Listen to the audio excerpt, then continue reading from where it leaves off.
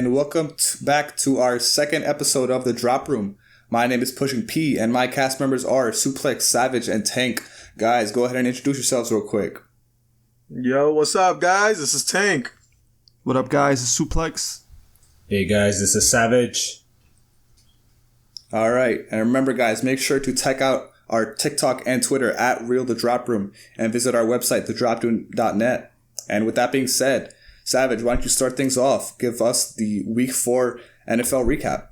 Yeah, another week in the books. Believe it or not, we're a month into the season, and before we know it, the season's going to be over. But we had a couple of shockers here. We had the Bills beating down the Miami Dolphins 48-20. Oof. And this game wasn't very close. A lot of people thought it would be close, but it was a pretty big beatdown by the Buffalo Bills, proving they're probably the best team right now. Drop 70 points one week and then lose by 28 the next. You just gotta love that.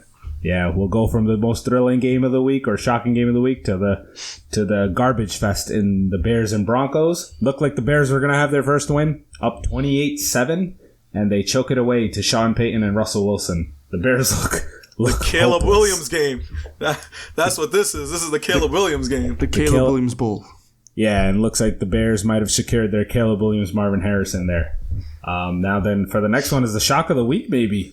This Bengals team looks done. They lost 28-7 to the Tennessee Titans, who looked done for most of the season. I came on this show and said this was the lock of the week, that the Bengals will kill them. I had the wrong team. The Eagles... Suplex's Joe Burrow, obviously, not in there. Yeah. The Eagles won a thriller in overtime. They're 4-0, but major causes for concern here. Their defense doesn't look good. This is possibly a fraud team. I'm just going to throw that out there for now. We'll move on to the Texans and Steelers. The Texans absolutely annihilated the Steelers, 30-6. Who are these Steelers? What Steelers team used to get blown out like this on the regular? I mean, their offense looks garbage. By a rookie quarterback. Exactly, and nobody is talking that much about C.J. Stroud, but this guy should have been the number one pick. Looks like the next big quarterback and potentially face of the league. And next one, the Cowboys bounce back. My goodness. We all had to see that beatdown of the Patriots. They bounced back after an embarrassing loss to the Arizona Cardinals, was it? And they beat down Bill Belichick, who also looks done, but more on that later in the show. The nightcap, we were all there in person. I'm not sure how much of it we remember. Some people remember a little more than others. That was a good game. Controversial ending to what turned out to be a pretty thrilling game. Surprisingly, I was sitting there in the first quarter, 17-0 down, that we're going to be home pretty soon. I texted my wife. I could probably show you guys that hey, I'm leaving at halftime. And next thing I know, it's 17. It was a one-score game. It was 20-12 at halftime, I believe. And the Jets looked like the better team. They didn't turn out to be, with the questionable call at the end with the refs and them getting involved. Well, listen, if you have Taylor Swift, you're just the better team. That's what it was. And the NFL wants it that way, don't they? Yeah. As the local Chiefs fan, I'm going to turn a blind eye and totally pretend like I did not see any of those. So, yeah. It's okay. The refs didn't either, but it's okay. And then the last game we're going to talk about, we probably don't have to. Giants get their doors blown off. Their season's over. They look like the worst team right there next to the Bears. Not much to see here. Let's move on. Agreed. All right, so Jets-Chiefs, like we were talking about before, did the refs mess it up? Or is it on the Jets for just, sucking straight up? What do you guys think? Listen, let me just start off with Suplex screenshotted the head of the NFL Twitter account and their Instagram account. And it said the Chiefs are 2-0 under the Taylor Swift era. That's all you need to know about this game. The NFL strongly promoting the Taylor Swift era and saying, hey, we're 2-0. The Chiefs are 2-0, so, they're the best team in the league thanks to Taylor Swift. They were obviously going to make sure they didn't lose to Zach Wilson's Jets. That's all you need to know as to why the Jets lost that game. Yeah. NFL, what are we doing? You have one header where it's all Taylor Swift, and then on Instagram you have the Chiefs are 2-0 as Swifties. Clearly, you guys are favoring them. in some sense. And the game itself, the hold on Sauce was questionable for the most part, and then the missed holding on Jermaine Johnson, that one was just so blatant. I can't believe that it was missed, and I don't think anyone in America can believe that it was missed.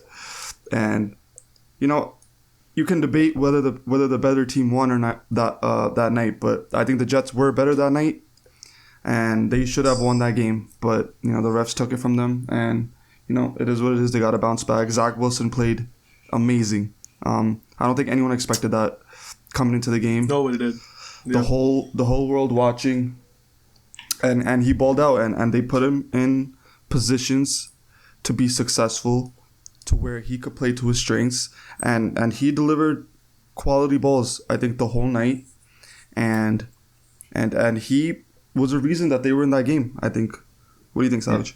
Yeah, I agree. This was easily the best game of Zach Wilson's career over the past 3 years. Unfortunately, it didn't end up as a win. The refs got involved. It wasn't pretty, but you'd like to see the game decided by the teams, not the refs.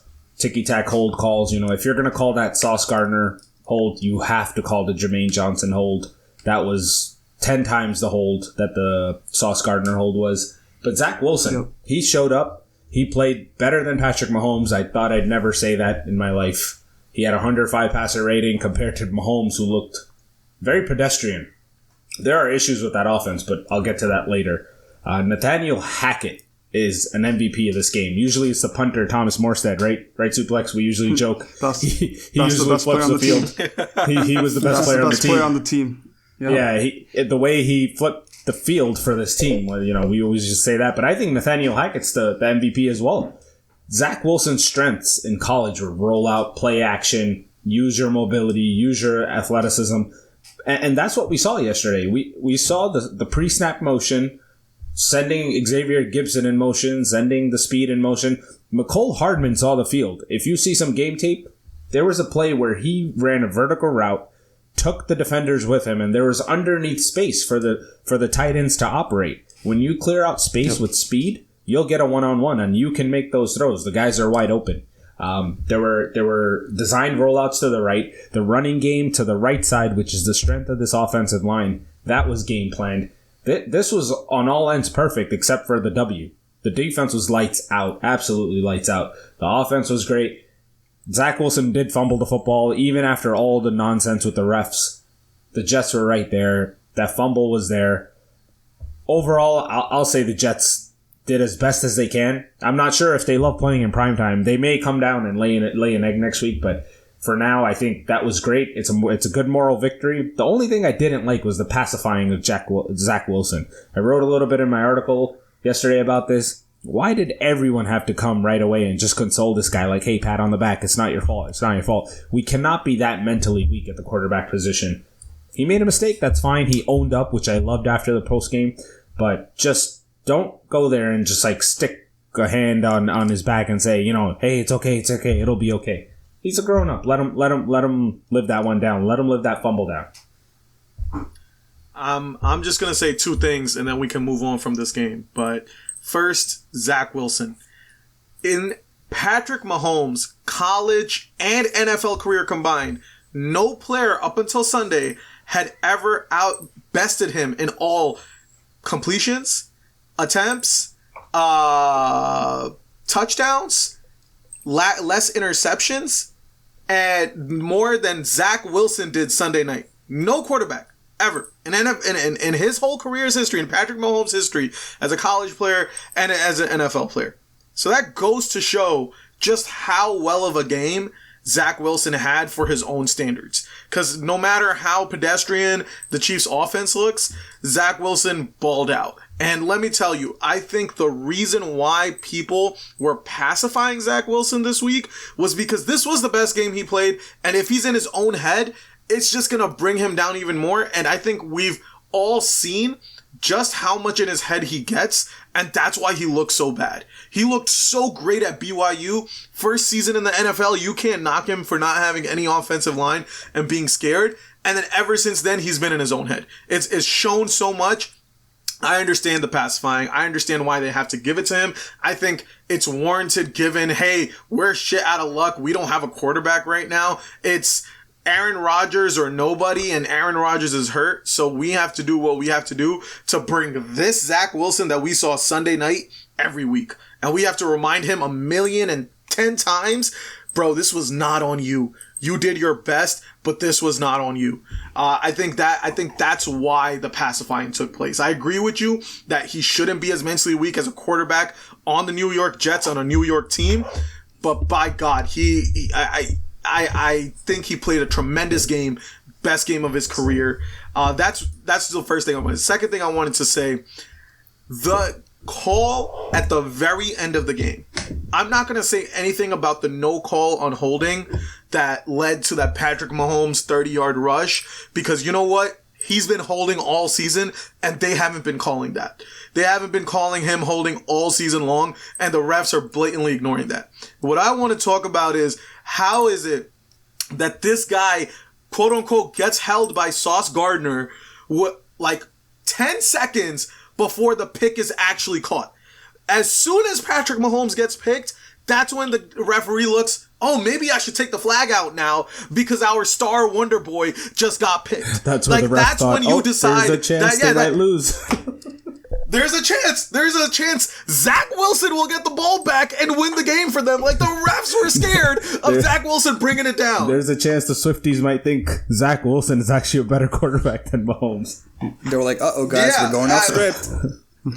Greatly. And like, last point of all of this is, how is it that every single one of these games we've been seeing have something to do with the spread? How is it that Patrick Mahomes stops at the 2-yard line with 45 seconds left to make it a 3-point game, right? And then what happened with the Rams and Niners? Why is it that they went for a field goal with 2 seconds left? Like, we never talked about it, but NFL's looking kind of rigged to me. That's all I'm saying. I don't know. I think Mahomes was just trying to go for the win. I don't really see the Rams-Niners one was way more suspicious than this one. But one more thing before we move on. I think the Chiefs have major issues in 2 aspects. The line is definitely not as good as last year. And 2, the receivers they're just bad. They're not better than they haven't improved since last year. You lost Juju. You brought in no one essentially. It's only Travis Kelce, and I think the Jets did a really good job disguising coverages, so that Mahomes, can't really, doesn't really know where to go with the ball. So I think that was the reason for the interceptions, as well as no personnel to throw the ball to. So these might be issues that going into games against the Bills, the Bengals, the Ravens, whoever they see later on, these might be issues that, they can't just squeak by like how they did at MetLife this weekend. So just something to unless they, as long as the refs are with them, I don't think they're worried, because that's what happened all last season anyways.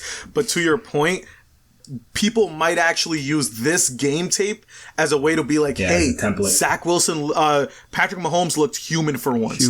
Patrick Mahomes didn't look like a superhuman who just won a Super Bowl without his number 1 wide receiver, even though he has Travis Kelce. All these other guys, that's the whole season. That's what everybody's talking about. You listen to these talk show guys. Oh, Patrick Mahomes passed to 12 different guys. He doesn't need a guy. He has everybody to pass to. No, he doesn't. Not when he knows what the defense is throwing at him. None of these guys could catch in one-on-one situations outside of Travis Kelce. And Travis Kelce's a little preoccupied right now, so Travis Kelce isn't going to be Travis Kelce. Yeah, and one thing before we move on to the next topic is that they lost a lot of veterans. They replaced them with rookies and second-year players. I think that can't be downplayed. Like, these, regardless of what you think of, like, the Juju Smith-Schusters of the world, these are veterans that know how to get open in pressure situations. These rookies and second-year receivers are a work in progress until at least week 6 or 7. So this offense is not going to look smooth.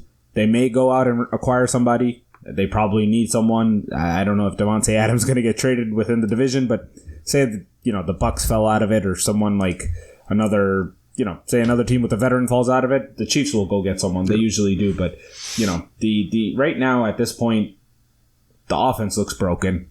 Mahomes can't be the hero and play hero ball with rookies on the field in pressure situations. Well, he's got the refs to be hero ball, but let's move on. I don't even want to talk about the Chiefs the rest of this time. What about that pushing P? Listen, don't talk to me about it, bro. The game's over. Let's move on to the next one, all right? Listen, guys, Cowboys had a good game. You know, I think this might have been the best win Cowboys have had on Bill Belichick. So what's going on? Is Belichick done? Are the Cowboys really that good again? Just lost to the Cardinals and now blew out the New England Patriots. Which, as New Yorkers, I think we all can say in the whole state of New York, this was beautiful to watch, to whoever watched this game. Like, just watching, even though you hate the Cowboys, watching the Patriots get absolutely smacked is always a beautiful sight. So, come on, guys. Let's start this off. Suplex, how you feel about this? Yeah, so I think we all expected the Cowboys to bounce back this week. After last week, I don't even know what they did last week, but this week they look like the same they team lost to the saw. Cardinals last week. They lost to the Cardinals, yeah. And they're the team that we saw the first 2 weeks where the defense is dominating and the offense just does enough to kind of get them back. I don't know if I want to say Dak played amazing, but he threw that pass to CD for the touchdown. The defense got a touchdown. Defense got a couple touchdowns, and then by that point the game was pretty much over. You knew the Patriots were going to come back, and I think the bigger storyline is I think the Patriot way is done. I don't think Belichick's done as a coach, but I think Belichick as the GM is done. It's been 3 years now. The team has not gotten better. He came in with the same receivers. It didn't work last year. What made you think it was going to work this year? The defense is still good, but the offense, there's just so many issues. The line is not good. No weapons. It's the same thing we're seeing here with the Giants. It's the same thing that's happening over there, and I think Belichick, the GM, is to blame. Well, Savage, I will say this. There's another story at hand here. I'm sure you've heard. Nobody likes Mac Jones. Nobody likes the fact that he's the quarterback or what his attitude is or what he did with Sauce. Like, his own teammates don't like that. Oh, so I think that's a lot of issues. So you're telling me Bill Belichick couldn't turn him into Tom Brady, huh? I thought Bill Belichick was looks like it couldn't. Big time guru, and he loved getting the credit. Everyone, Bill Belichick this, Bill Belichick that. He hasn't done anything since the GOAT left that team 3 years ago. Bill Belichick's record is 26-29. One playoff appearance since in that span. This guy picked Mac Jones, which is fine. At 15, you're taking a shot at a guy. That's fine. But Bill Belichick has done nothing to support this kid either. I think his first year or second year, he hired Matt Patricia to mentor this guy and be the offensive coordinator. Year, yeah. Matt Patricia is a defensive coordinator, never called offensive plays. In what world does that make sense? To let your rookie quarterback go out there with a first-time offensive coordinator, that's fine. But a guy whose background's in defense, you set your franchise back right there. Secondly, the same thing with his draft picks, very questionable. Bill Belichick, I was just going back and looking at his record. His first-round draft picks from 2000 to maybe 2017, almost every single one hit. He drafted Pro Bowl type of defensive players, offensive linemen that hit. So his draft record plus not having Tom Brady is the reason probably. Now since the 2020s, I would say, is when his drafting went downhill. And maybe it's something to show that, hey, I can pick anyone up and make them great. No, you can't, Bill. You still have to draft well. You still have to have you have to draft good talent. His stubbornness to just say it's my way and I'll pick anyone up and make them great is what kind of caused this downfall. He could have had DeAndre Hopkins in the offseason. You think that would have helped Mac Jones? I don't know if he's done or not, but having a veteran wide receiver out there instead of DeMario Douglas, Kendrick Bourne, Devontae Parker, like, come on, who are these guys? So I definitely... Hunter Henry's his favorite option. Yeah, I think Bill Belichick is done unless he gets out of his old ways. He can end up with the Chargers. I think that's a great spot for him. All the talent in the world, zero coaching. I think that's where he needs to go, and we'll see. If he can still do his tricks that he did in the prior to 2019. Second thing, the Cowboys. My goodness, this is the most predictable team in the world. They come out, look like dominant bullies against the Jets and Giants. They lay an egg. Their annual egg-laying game was the Cardinals, right? They lay that egg. They basically look like pure garbage in that game. The offense can't operate. And why? Because they gave up a quick and early lead, so their offense actually had to do something in a game. Once again, the template, the Dallas Cowboy template. Defense comes out, shuts down Mac Jones and the Patriots. Offense doesn't have to do anything. They look like a freaking Super Bowl team again. Now I can't wait for Sunday when this Cowboy. We have the trajectory. We have the junkyard bullies beating the crap out of the New York teams, laying that egg. That's happened, right? So they're back down in the dumpster. Now they're back up all the way to the moon by beating down on the bad Patriots and the bad offense. Now they'll fall back down to earth with the Niners. So just lock that up again. I think 49er fans are excited because it's Cowboys week. From what I've seen. They love Cowboys week. They love Cowboys week. Oh, yeah. Niners love them Cowboys week. We are all Niners fans this week, aren't we, guys? Yeah. Absolutely, 100%. Kyle Shanahan's my favorite coach this weekend. I think. Listen, right, but before we move on, because I refuse to comment on our next topic, I will say that that Bill Belichick, I think, to your point, Savage, a lot of the things that you said, I think he started doing this. I will take anybody and make them great a while ago. I think it hit with somebody like Julian Edelman, where he was just like, I'm going to pick this random wide receiver and I'm going to make him great. I'm going to take this party head in Gronk, tell him not to F up. And guess what? He's not going to F up because he's listening to me. He got lucky here and there. And so now going into the future, his mindset is probably, I'm going to hit on anybody. Whoever I bring, I'm going to hit on them. If I can take the 199th pick and turn him into the GOAT, I can take the 15th pick and make him throw some short passes and turn him into the GOAT as well. But that's not going to work. You know, he didn't have Josh McDaniels for the last 3 years, who was obviously an offensive mastermind, as it shows more and more now, because Bill O'Brien's there,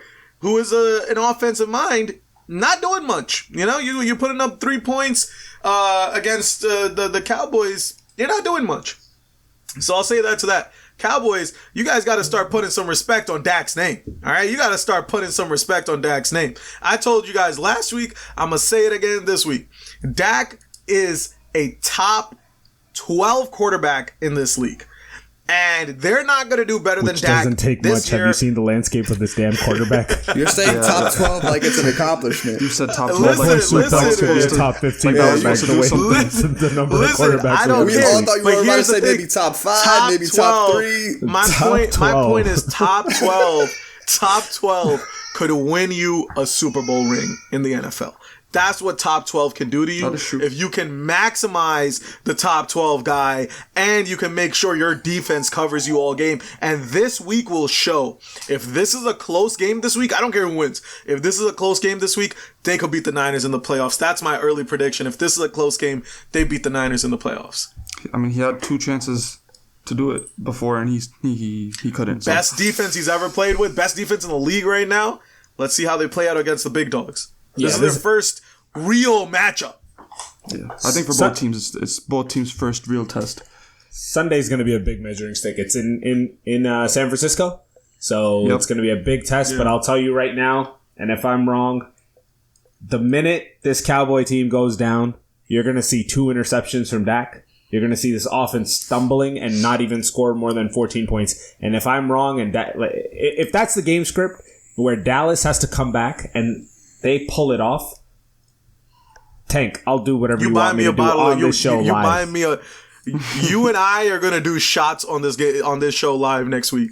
You got it. You name the shots. If Dak can and the offense can carry them, and if he actually does something in this game, I'll judge why if they win, why they won. Yeah, that's fine. We'll have an impartial so that's our side wager, and we'll do it live for our fans. Fine. We'll do it live for our fans here. Got it. Absolutely, 100%. Next topic. Listen, Suplex, you got this. I refuse to comment at all because the Giants suck. So I'm not spending a lot of time on this. They are horrible, top to bottom. The line is horrible. We all saw that 11 sacks. There's Isaiah Hodgins and Paris Campbell wouldn't be on any other roster of the league. And the fact that they came into the season thinking that those two are going to be the starting receivers and that they were going to win games is unbelievable to me. You traded for a 30-something-year-old tight end to be your wide receiver one. Listen, I'm only gonna give Savage and Suplex the real conversation here. Everybody knows Giants offense top to bottom is terrible right now, but Suplex believes that Daniel Jones is an above average quarterback, and Savage believes Daniel Jones is a terrible quarterback. That's what's at hand right here. I think not terrible, but I think he's below average, to be honest. I get it. That offensive line is total trash. They must have had 7 or 8 guys playing yesterday between the injuries and just ineffectiveness. The offensive line isn't giving him a shot. I get it. But when there are throws to be made, and it goes hand in hand. Suplex and I have had this discussion. There's part of me that's like, yeah, the offensive line sucks. But then when you look at some of the game tape, and when he has the chance to make these throws, he's missing 99-yard pick six. He's the 97-yard pick six is inexcusable. You have all the time in the world. You get that touchdown, that game changes. I don't care what anyone says. Seattle was not playing their A game. I believe it was 14-3 at that point. You throw to Darren Waller in the back of the end zone there, wide open. Who's streaking, wide open? Wide open, and you have a 14-10 game there. He would have needed time for that play to develop, and I don't think at that point he believed that he would have time for that play. And I was just looking at that as well. He threw it right away. Still not excusing the throw. It was a poor decision, poor throw. But he threw it right away. To your point, he did not hesitate. He didn't look. He didn't do anything. He just shot it. I mean, based on how the game was going on, now you can't blame the guy, right?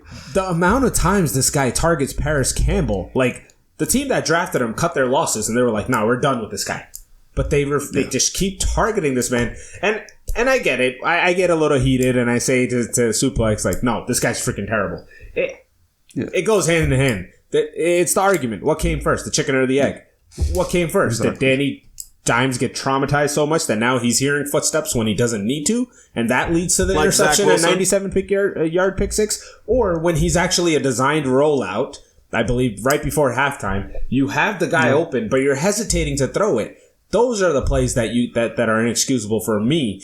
The fumbles are inexcusable when you're just not taking care of the football. Yes, last year he did a better job. This year he has one fumble. Yesterday I'd say blindside, you got to feel the pressure, but goddamn, he has to feel the pressure every single play. So I think it goes hand in hand. He's traumatized. The Giants need to cut their losses, move on, clean house, because whatever you think of Danny Dimes, it's not going to work here. You get him a line, he'll hear the footsteps. You've traumatized the guy.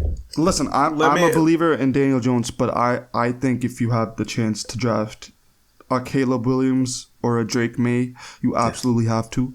Yeah. And you have to part ways with Daniel Jones. Suplex, who's better, Daniel Jones or Dak? You asking Daniel me Jones, here? Absolutely. I was asking both of you. Yeah, Daniel Jones is definitely better. If you asked me this question 3 years ago, I'd say Dak. But Dak has been regressing year after year. I'd say Daniel Jones too. And he's very well protected. Let me change the scenario. If Daniel Jones was under center on the Cowboys, you think they have a better chance of winning? Yes. No question. No question there. I think he just brings a different aspect as well because he's so good. Run. He's so good, running the ball. So yeah, no, but and last point to your point, Savage. They need to punt this season, and the best way they can punt this season is stop looking at your veteran wide receivers that actually nobody cares about. Paris Campbell, Isaiah Hodgins aren't even going to make a practice squad teams anywhere else, and play guys like Wan'Dale Robinson and Jalen Hyatt, who you drafted, who is known by everybody to be a prospect who could become one of the best receivers in this league, but you're not giving him a chance. The guy's getting 10 snaps a game, and he's not even getting looks. Give them first team snaps. Both of them. You know what you're looking for in your weapons is the speed guy. You have him. Yep. You have Jalen Hyatt, the guy who's going to extend the field. You have the underneath jitterbug in Wan'Dale Robinson. Every time that kid was on the field, he was wide open. He was catching passes. Yep. Yards after the catch, people love that. He had that. You're missing the big body guy. I get it. You're missing the big body guy. You have Darren Waller too. He's on the field. Target the guy. What the hell is this nonsense of throwing to Paris Campbell? I think had the most targets yesterday. Punt out the season. Every week. That's inexcusable. Every week, him or Hodgins. That's Yeah, go ahead, inexcusable. Suplex.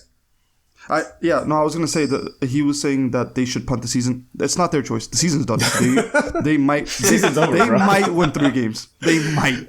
Okay, that's like best They case scenario. shouldn't. They shouldn't. But, They shouldn't. you know, You have your first round pick. Use it wise. I hope they lose. I hope they keep losing. This is the I best hope- quarterback class I've seen in a long time. And Yeah, that's not it's just the first loaded. 2 quarterbacks. It's absolutely loaded. Yeah. Hey, Penix. if Shador Sanders comes out at number 3 and you have the 3rd pick, take He him. may not even be Penix the is- third best quarterback in this league. In this Penix draft. is the most underrated quarterback in this draft. Penix might be 3. Shador Sanders might be the 4th or the 5th or 6th best Might be the quarterback coming fourth, up. That's yeah. how loaded it is, Tank. That's It's how- absolutely loaded. And on last year, Shador would probably be top 2. Yes, yeah. Last year Shador's a baller was not a too, great so. was not a great draft class. Yeah. Well, listen, going up to upstate New York, Bills blood Dolphins, are they the best team in the AFC? I obviously do not think they are, but to your guys' point, do you guys think team who dropped 70 points, lost by 28, in the Dolphins, obviously Josh Allen is still their daddy, but what do you guys think about the Bills? Well, I was the only one who picked the Bills to win this game last week. 100%, yeah. And I said, And we all laughed. And Yeah, we thought the Yeah, line was I mean, suspicious, but clearly we it thought wasn't. the line was suspicious. It wasn't. It was. Vegas, and Savage said that. He was like, the line is suspicious, but Vegas always wins. And did Vegas win? Yeah. I mean, they were at home. Josh Allen wanted everyone to know this is still his division.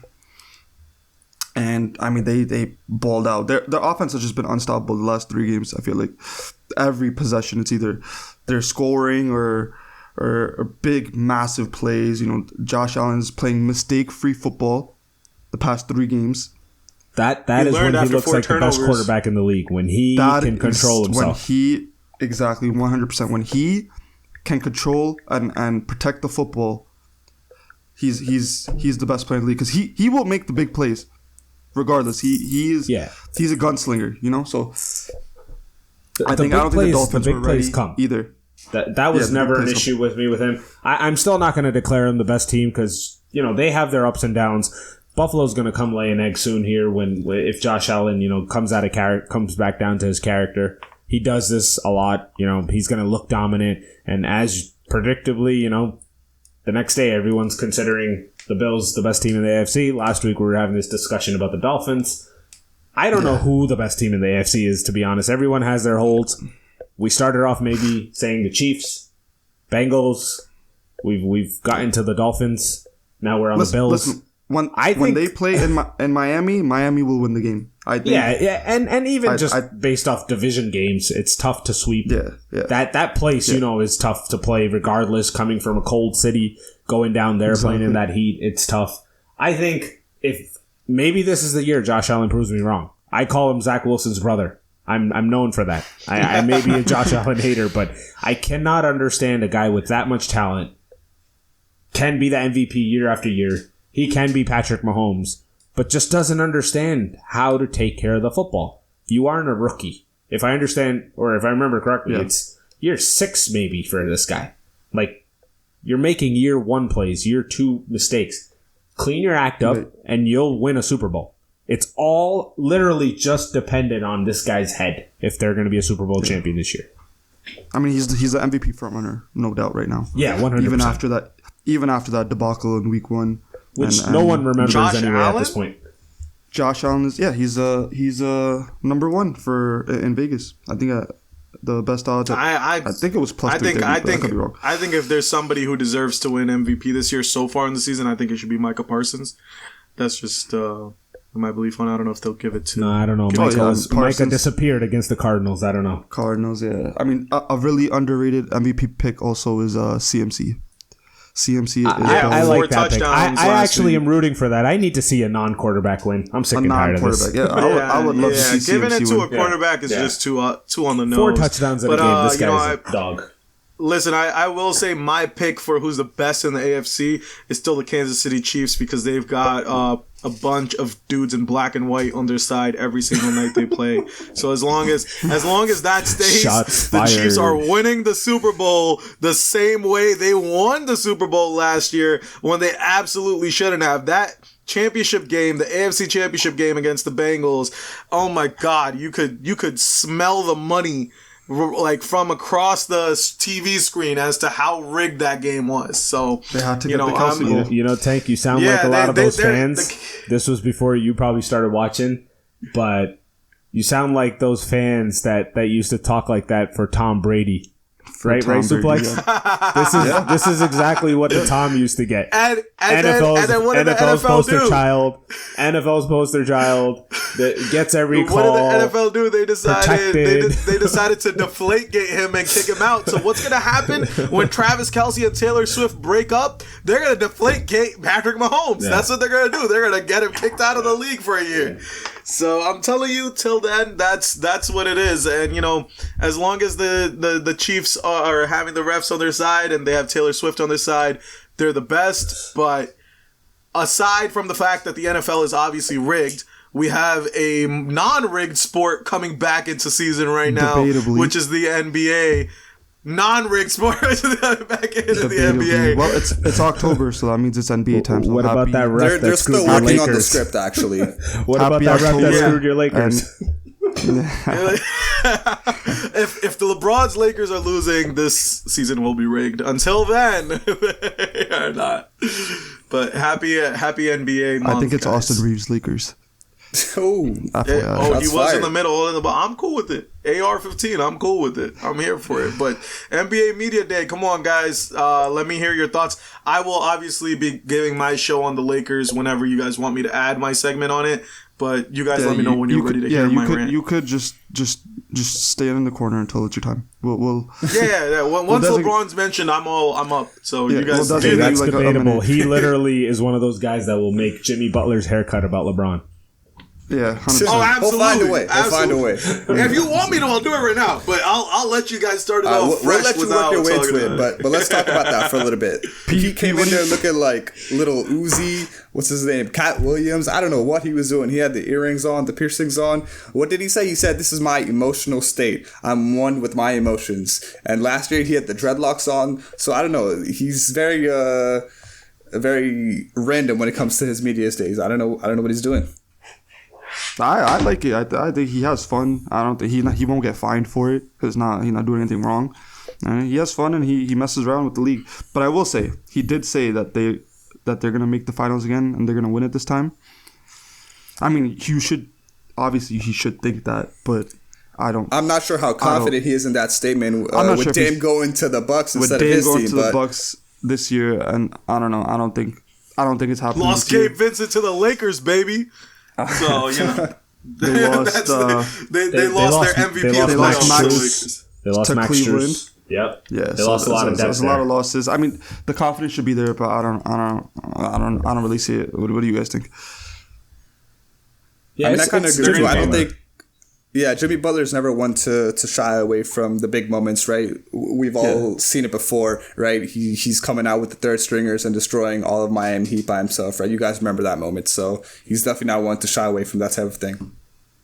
Eric Spoelstra is the best coach in the NBA right now, and I'm not putting it past him. I think that was Minnesota, right? Where Minnesota. He needed a new contract, and then he showed up to practice and then whooped the starters with the bench third guys. Stringers. Yep.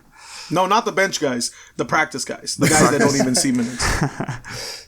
Yeah, it's Jimmy Butler. One of over the past couple of years, one of the most clutch players, and I wouldn't be wrong if I say he's shocked us. He's killed the teams that we root for. He is full of confidence, so he'll never take the L, even though the writing's on the wall. This is the Bucks, Celtics. And then I guess Eastern Conference Finals. 100%. Yeah, and then it's the field, right? So I love his confidence. What else is he supposed to say? It's media day. He's gonna come out and make a statement. I won't count him out. They have the best coach. They have the best, possibly one of the best GMs, and I don't know their scout department, but one of the best in the NBA as well. They replenish that depth. One of the best eyes for talent. Exactly. They replenish that depth with guys we've never heard of. And especially, they weren't even great players in college. I follow college basketball. I've never heard of Max Strus, Gabe Vincent. But they bring these guys in that weren't even starters in college that are starter level at the NBA and are clearly getting paid. So I wouldn't be shocked. They'll be a top 3 or 4 team in the East, probably kicking the Knicks out of the playoffs again, right? Yeah, 100%. I will say that we did say Bucks Celtics versus the field last year, and we all saw how that happened. The ESPN had Celtics with a 97% chance of winning the series when Miami was up 1-0. That's how much they were expected to lose. So as long as they have Jimmy Butler and Eric Spoelstra at the helm, to your point, they bring nobodies and get them massive contracts. If Max Strus and Gabe Vincent go to any of the other 29 teams, those boys don't even make it in the NBA on a 10-day contract anywhere else. I just want to know what algorithm ESPN was using to calculate that. Like you said, right, 97%, even though the Heat were up 1, right? That's kind of nuts. Yeah, that's because it was Celtics and Bucks against the field. Giannis gets hurt, understandable. Celtics have everybody, and Jaylen Brown gets exposed for not being able to dribble with his left, and then suddenly he gets to be the highest player in the NBA. Like the logic wasn't there, but you know that's how it is. But Drew Holiday went from being on Giannis's Bucks to now being on his enemy, the Boston Celtics, whereas they did get Lillard, who I believe is the biggest addition of anybody, whether that's Bradley Beal on the Suns, Drew Holiday on the Celtics, CP3 on the Warriors. I think Lillard is the biggest pickup right now. Yeah, I think most of us are going to agree with you there. Yeah, no question about that. I don't think there's any debate there. Yeah. Top 75 player all time, playing with who I think is the best player in the league. I think that's definitely the best addition. LeBron's still in the league, bro. What are you talking about? Right, Tank? Hey, man, listen, I just want to say something for all of you guys. For when the Lakers win the championship and you guys are like, oh my God, we saw this coming, whatever. Right now, the Boston Celtics and the Milwaukee Bucks are plus 380 to win the championship. They both are tied for being the number 1 favorites. 3rd and 4th place is the Denver Nuggets and the Phoenix Suns, tied at plus 550. Not that far off from plus 380. So those are the top 4 teams, plus 380 and plus 550. Then at 5th is the Lakers at plus 1300. So right now they are a very far 5th, but obviously in my rankings they are a very far number 1.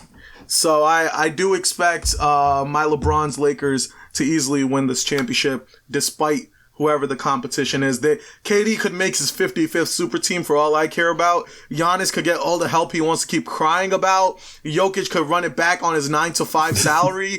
And, the Celtics could keep imploding like they do every year, because even if they make it to the finals, they always collapse one way or another. And I don't think Drew Holiday is the answer, and Kristaps Porzingis, who, let's be honest, he's not going to play in the playoffs. He's going to be hurt anyways.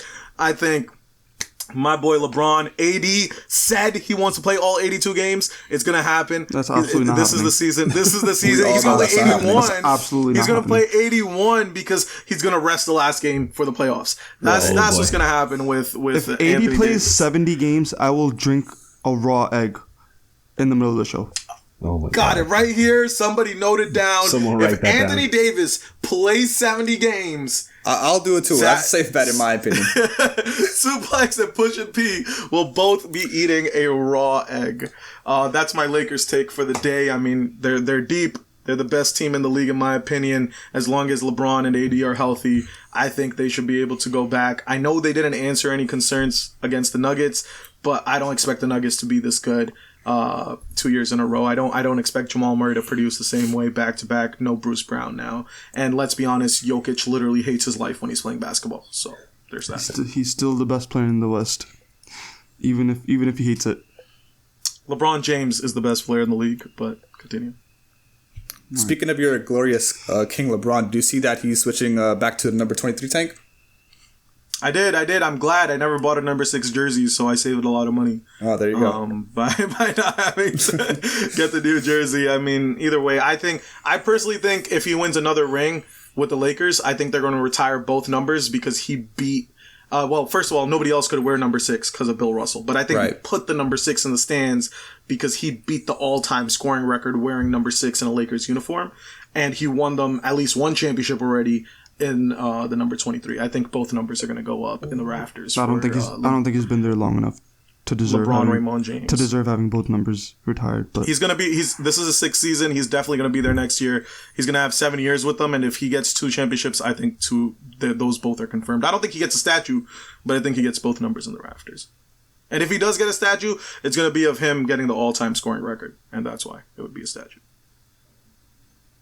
I will add, though, I think the highest upside potential is the Boston Celtics. If Porzingis stays healthy, and they have Drew Holiday, they have Tatum, they have Brown, they have White. If Porzingis plays 70 games, I'll eat a raw egg. That's how much I don't believe in his health. I don't think he'll play 70 games, but he just needs to be I don't healthy think for the they need him playoffs. to play 70. He just needs to be in the playoffs. 70 games. He just needs to be there for the playoffs. Yeah. And if they're all healthy and they're all clicking, I still think that might be the best team in the league. Yeah, I agree. Because the Boston Celtics were always lacking that floor general. Malcolm Brogdon wasn't that guy. Marcus Smart had some delusion to him where he thought he was the number one option, taking shot after shot and taking away from the Jason Tatum and Jaylen Brown. You need someone to set these guys up. Otherwise, it's just iso ball. Drew Holiday is that guy. He's the ultimate team player, great defender. We know what they did wonders there with Giannis in Milwaukee in that finals. He was the floor general, and that was the floor general he needed. So depth wise, I think this is the best team in the NBA, and I think we even call that a day before he signed, right? Like, where's Drew Holiday going? If he goes to the Suns, he makes them the best. If he goes to the Celtics, he makes them the best. And just to end off, I think Lakers are the dark horse. I was on them last year. Health derailed that team. I think LeBron is motivated. Anthony Davis is motivated. Now let's see if their bodies kind of align with that motivation. Yeah, year 21, it'll definitely be tough for LeBron, but let's see how that plays out. But Savage, I did want to add that Drew Holiday, during that 2021 playoff run, was essentially that guy taking that last shot for a lot of games. And I think that if he does it on this Celtics team, I think it's way better for them than it was when Marcus Smart was taking those shots. Yeah. I don't think either Tatum nor Brown has the clutch gene in them, but I think Drew Holiday definitely does, and that definitely helps them. But I still believe that Damian Lillard going to the Bucks makes them the best team in the East. I just don't think that no matter how good these guys are come playoff time, they'll be able to beat Giannis Antetokounmpo and Damian Lillard in a 7-game series. It is very hard for me to see Giannis with the best complementary piece you could ever add to him on his team to lose in a 7-game series to these dudes who have proven to be absolutely nothing year in, year out, even with Drew Holiday. That's just my prediction. I think the Bucks, if healthy, to go to the NBA Finals. Yeah, I mean, I think we're all really, really excited for this upcoming NBA season, and we're gonna have a lot of time to talk about it. The season starting in 3 weeks. So we'll get to that. When the time comes, maybe we'll do a whole NBA season preview. How does that sound, guys? Yeah. That sounds great. Yeah. All right, let's get back to some sports that are rigged, guys. MLB, let's do it. No, I don't think. I think this might be the cleanest sport in all of cleanest sport in all of sports. But speaking of, the Astros are still good. The MLB playoffs started today. Earlier today, the Texas Rangers actually won Game 1 in Tampa. That was the shot. Minnesota won their first game in 19 years. 19 years, and they've been in the playoff a lot of those years. So they've been getting to the playoffs and they can't win a game. Yeah, because they always used to match up against the Yankees. So no Yankees, and guess what? They get a win. Yeah. So really quickly, we're gonna do mine and Savage's World Series predictions, and we'll go by round really quickly. So we'll start with what happened today, Tampa and Texas. Yeah. So I believe even with that loss, I think Tampa has what it takes to win that series. I just think the experience is there. I don't trust this bullpen for Texas, so I think Tampa's going to pull this out. It's going to be tough, but they'll pull this win. Yeah, I think today was just an anomaly. I mean, Montgomery pitched an amazing game, but I think Tampa will win as well. Minnesota and Toronto. I have Minnesota pulling off the upset. I don't like the Blue Jays. I think very one-dimensional team, bad bullpen, bad starting pitching. spotty hitting. I think Twins pull it off. Yeah, I actually had Toronto winning the series before today's game, and I'm going to stick with my pick. I'm going to go with Toronto. Over on the NL, Arizona or Milwaukee? I have Milwaukee winning. I think that game's going on currently. Last time I checked it was 3-3. I'm not sure what the score is at right now. I think it's 4-4 now, but okay. Yeah, I have Milwaukee winning as well. Yep. Philly and Miami. Phillies, baby. I think they're gonna. Phillies. Yeah, they're in the lead right Phillies now as we speak. Yep. All right, Houston, and you had Minnesota. I had the Twins, so I have Houston going all the way to the finals. So. To the World Series. Yep. Okay. Yep. I have Houston as well going all the way to the World Series. Mm-hmm. So Baltimore Tampa, that's going to be a I have the Rays winning that one. A good series. Yeah, I think just inexperience once again, Baltimore's talented, but I think next year is their time. Yep, and then we both have Houston going to the World Series, and then over in the NL, I have the Dodgers beating the Brewers and Atlanta beating the Phillies. I'm with you. Yep, I'm with you there. So, we have the same World Series. Wow. Well, no, I actually have the Dodgers beating the Braves. Oh, wow. Okay. Yeah, so I think the Dodgers are usually frauds. I think it changes this year. Yeah, I like their offense. I don't like their pitching. I think their offense is legit this year. They have some younger guys that are contributing better. I'm going to go with the fact that sometimes the best team doesn't always win. And we know Atlanta's the best team, but I think the Dodgers do it. All right, so Houston and Atlanta, who do you have? I have Atlanta winning the World Series. I think the caveat here is usually the Braves are this offensive powerhouse, but with just a home run. They are 9 guys with 20-plus home runs, which has never happened in the majors. They have the highest batting average in the majors, which usually doesn't happen with a big home run hitting team. So that means they're just not relying on the home run. They're actually a good hitting team. And then on the other side, it's the Astros. I'm a Yankee fan, but I still respect them because they won without the cheating, or, they say. But I think that's the best team in the AL experience-wise. They have a deep lineup. But overall, I think it's the Braves' year. They look unstoppable, and it's just relentless. 1 through 9, there's no weak spot. So I think this is the year the best team does win. Yeah, I have Houston beating LA in the World Series. I think Houston they're special. That bunch, they got Verlander back again. And for the record, I think they're the second best team. So there we go. Yeah, can't go wrong with any pick. Can't go wrong. Yep.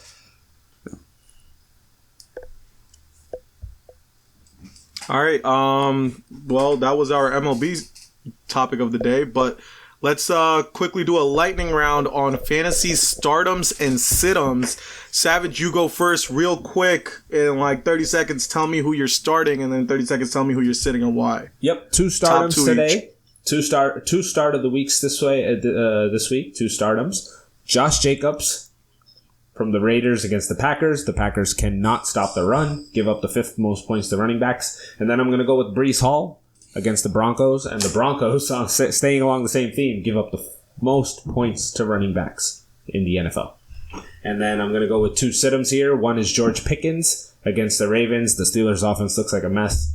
Ravens have looked strong on the defensive end. The second one is Jameer. Pickett most likely will not be playing. Pickett, okay. Yeah, so that helps my stardom. I didn't even know that. So Jameer Gibbs is my second stardom. Great talent, unpredictable role, and I'm just sick and tired of trying to figure out, who's going to get the lion's share of carries there. Agreed. Suplex, give me your picks. All right, so I'm starting George Kittle this week.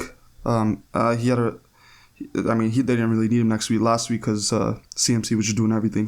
But I think it's Cowboys week. I think he loves playing against the Cowboys, and they'll feed him this week in San Fran. And I also have Jacoby Myers against the Packers. He also had a down week last week. Hopefully, maybe Jimmy G will be back this week. He loves targeting Myers. He's expected to play. So Adams hurt his shoulder. I think he's still gonna play, but maybe that, maybe they won't feed Adams as much as they normally do. But I expect Myers to have a big game against the Packers, who honestly can't guard anyone. So, and then for my situms, I have Ramondre Stevenson against a tough Saints front, and I'm also benching Drake London against a very, very feisty Texans defense.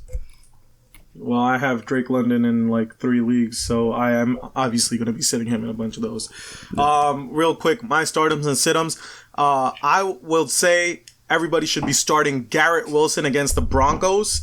I think that Zach Wilson showed he can actually competently pass. And last week, Justin Fields looked like an all-pro quarterback against the Broncos. So I expect Zach Wilson to have a similar outing, which helps my boy Garrett Wilson.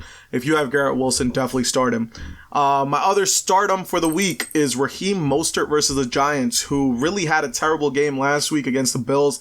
Half was the game script, but also it shows that Achane is the guy that they're going with. So I would say against the Giants, they'll beat them down like they did 2 weeks ago. And I think Raheem Mostert will definitely get more touches.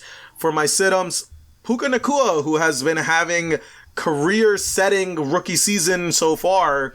If Cooper Kupp is back, I think Cooper Kupp takes the lion's share of those targets away from Puka Nacua. So he is my dark horse to sit him this week. If you have Puka Nacua, be weary of starting him if Cooper Kupp is back this week. And my other sit-em is Jordan Addison versus the Chiefs. Going back to a Jahmyr Gibbs type of role. In the last 2 weeks, he hasn't even seen more than 2 targets by Kirk Cousins. And against the Panthers, they came back to win that game, and he still only had 1 target, 0 for 1.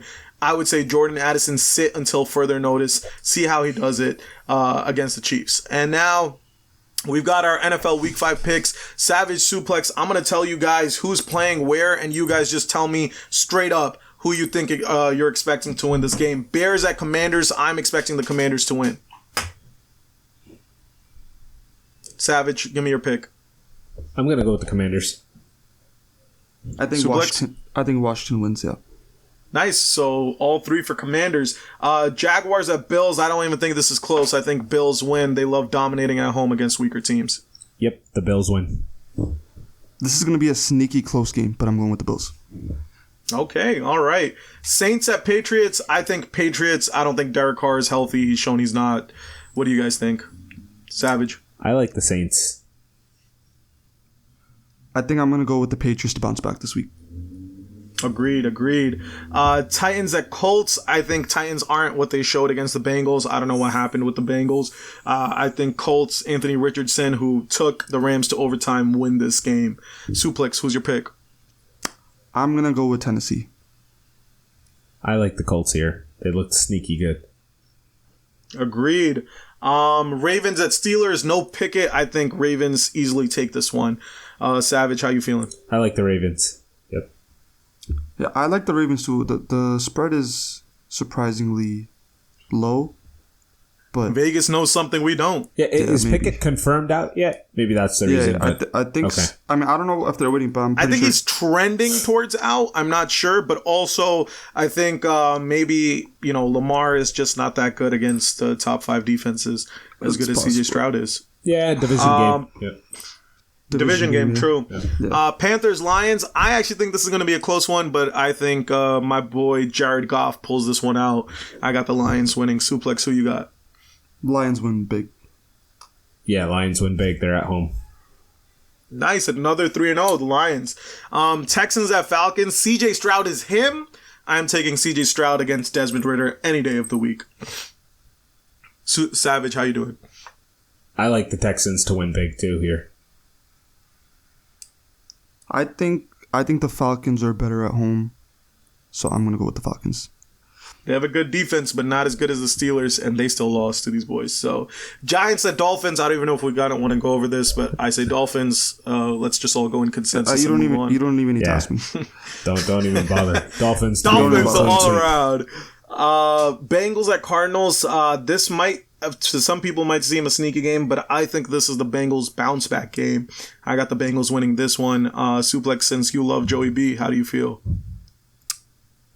I don't know if T. Higgins is playing, but I don't think it'll matter. I think since he wins.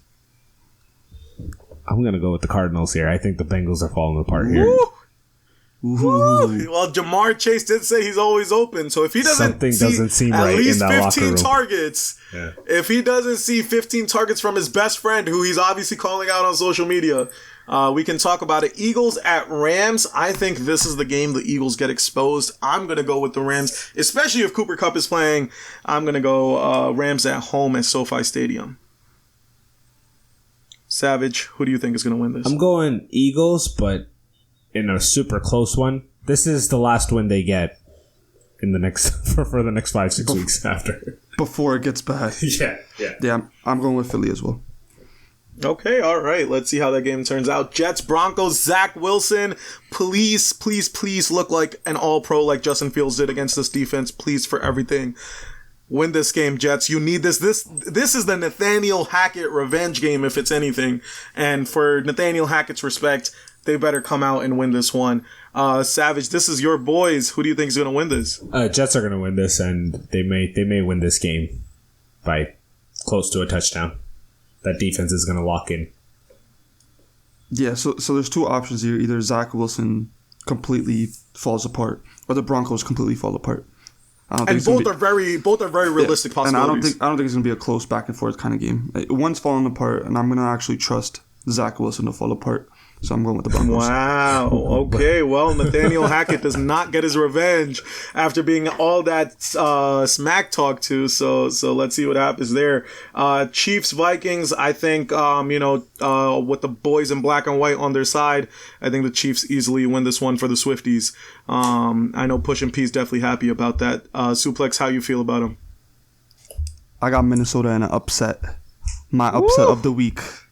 All right. I will let you know when you're wrong. And Savage, how you doing? I like the Chiefs. I think they're going to bounce back here and maybe quiet some folks down about their offensive performance against one of the worst defenses in the league.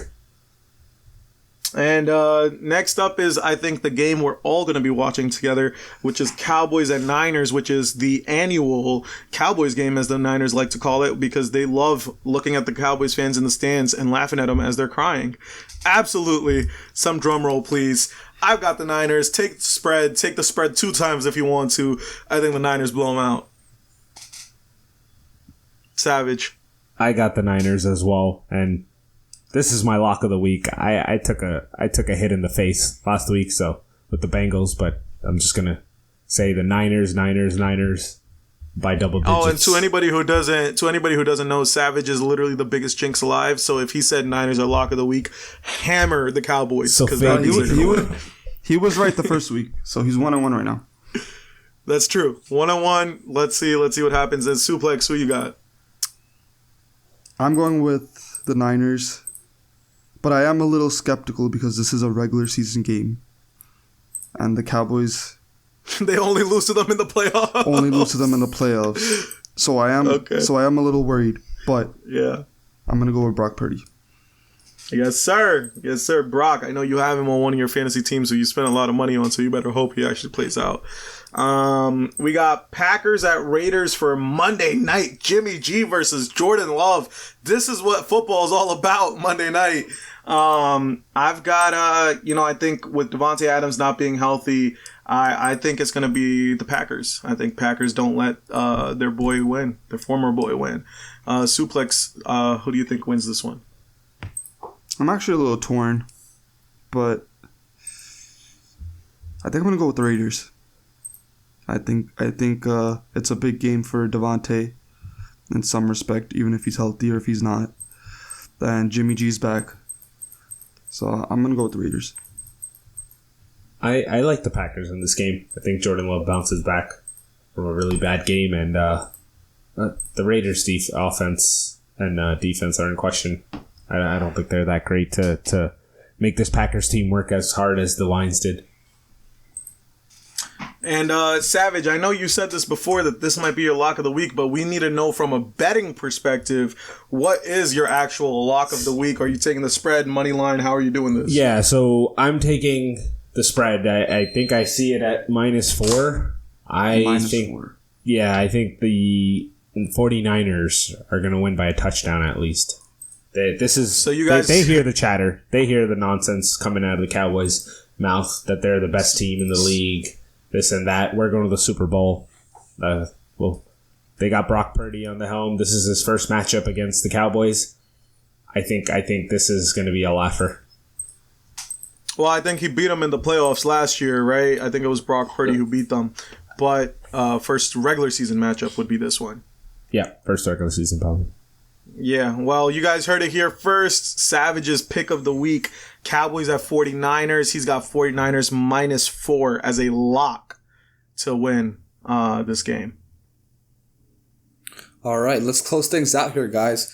Well, thank you everyone for tuning in to our second episode of The Drop Room. We appreciate you guys if you listen to the whole thing. And before we say goodbye, if you're listening on YouTube, please drop a like, comment, subscribe. Share this podcast with your friends and family. And go ahead and check out our Twitter and TikTok. Our handle is at Real The Drop Room. And to read our articles on the NBA, NFL, MLB, and much more, check out our website, thedroproom.net. With that being said, we'll see you guys in the next episode.